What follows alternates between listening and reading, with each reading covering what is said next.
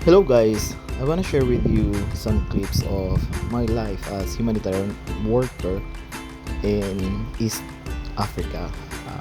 Officially, in this country, it's illegal to take videos or photos. Lalo na pag may nakikita mga official buildings, government buildings, or any officials in uniform.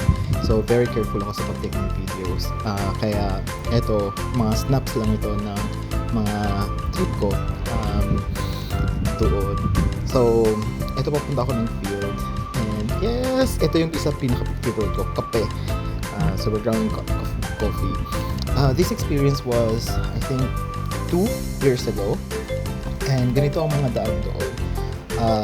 So, ang means of transportation namin usually from the capital to the different states is either chopper or pag dry season, nakakaya naman ng fixed route. This was the time na pumunta kami sa isang mission in area na very remote, walang kalsada. So ito makikita nyo lang kami yung gumagawa ng daanan namin para maabot namin yung area. Dahil wala talagang road papunta doon. Pero ang ganda, medyo kabado pero napakaganda ng area. Para akong para akong nasa safari. Look at that, we're in the middle of nowhere.